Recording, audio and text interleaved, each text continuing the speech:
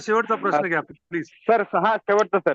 7व्या वेतन आयोगाचे हप्ते राहिले सर 2, तर त्यामध्ये ऑर्डर नंबर आणि डेट काय टाकायचे आणि त्याच्यावर ते आता डॉक्युमेंट कसं आहे कोणते माहितीये अपलोड का करायचे? सर, आता आपण लेखा अधिकारीकडून जी पडताळणी करतो ना, हा त्यामध्ये फक्त आहे ना त्यांच्या सिग्नेचरच्या बाजूला तारीख येते पहा, हो बरोबर आहे का? तर त्याऐवजी हो आपल्या वेतन पथक अधीक्षकाने एक पत्र काढलं असेल 7व्या वेतन आयोगाचे फरकाचे 5 हप्ते जमा करण्याबाबत, किंवा आता जो शेवटचा टाकला होता आव्हाड साहेबांनी आता जुलैमध्ये पत्र टाकलं असेल ना, की 7व्या वेतन आयोगाचे जेवढे कोणाचा 4था 5वा राहिला असेल किंवा कोणाचा, ऐकून घ्या प्लीज ऐकून घ्या, 3, 4, 5 बाकी असेल, कोणाचे 2, 3, 4, 5 बाकी असेल, किंवा कोणाचे 1 ते 5 पर्यंतचे बाकी असेल, तर तो पत्राचा संदर्भ घ्या, त्या पत्राचा जावक क्रमांक आणि तारीख टाकून त्याला सबमिट करा. आणि सर त्या माझा एक प्रश्न पत्राची होता सर प्लीज. त्या पत्रात ऐकून घ्या, त्या पत्राची प्रत त्या प्रस्तावासोबत जोडून द्या. सर एक प्रश्न होता प्लीज माझावाला.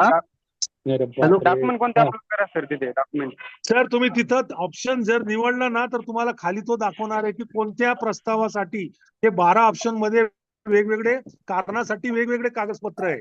तुम्ही तिथून तो पर्याय तर निवडा, तर तुम्हाला खाली ऑटोमॅटिक दाखवतो तो कोणते कागद तिथं जोडायचे म्हणून. सर माझा एक ओके, प्रश्न ओके. होता सर. माझे एक सेवानिवृत्त कर्मचारी आहे, त्यांचा जुलै 2019 चा DA चा फरक राहिलेला आहे. तर तर डीए त्याला ते डिफरन्सच्या प्रपत्र याच्यात तुम्हाला टाकता येतो. त्यासाठी तिथं 2 कागदपत्र तुम्हाला अटॅच करायचं आहे.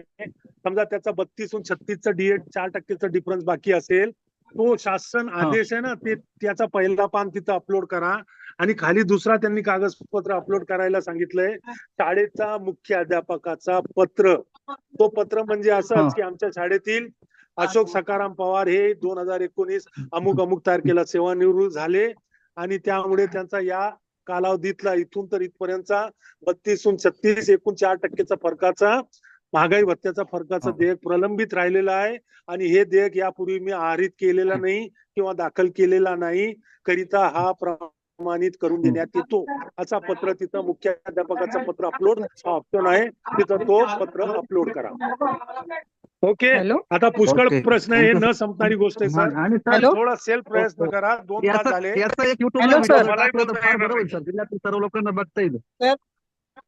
जिल्ह्यातील काय सर्व काय लोकांना काय बघता येईल सर.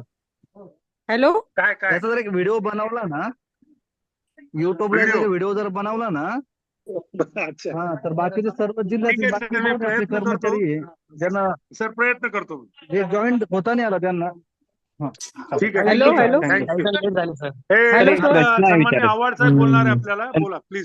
साहेब आहे. Hello sir. बरं, आता आपण बऱ्याच लोकांचं जेवढं शक्य आहे तेवढं शंका समाधान केलेलं आहे. बऱ्याच जणांनी आपल्याला ज्या ज्या काही अडचणी येत होत्या त्या सोडवण्याचा प्रयत्न केलेला आहे. परिहारने आपल्याला खूप छानपैकी असं मार्गदर्शन केलेलं आहे. परंतु मला याची जाणीव आहे की कुठल्याही परिस्थितीत 100% समाधान तर आपलं झालेलं नाहीच. परंतु हा एक छोटासा प्रयत्न होता की जास्तीत जास्त लोकांना त्याबाबत अधिकची माहिती देण्याचा. तर आपण असा सगळ्यांचा विचार करून हे एक छोटस आढावा सभा आपण किंवा ट्रेनिंग आयोजित केलं होतं. आपण सर्व या ठिकाणी उपस्थित राहिलेला आहात. त्याबद्दल मी आपणा सर्वांचे मनापासून आभार मानतो. परिहारचा सुद्धा आभार मानतो. जितूशी सौदेचा आभार मानतो. त्याचप्रमाणे सातव साहेबांनी आपल्याला ही लिंक उपलब्ध करून दिली, त्याबद्दलही त्यांचे मनापासून आभार मानतो आणि थांबतो.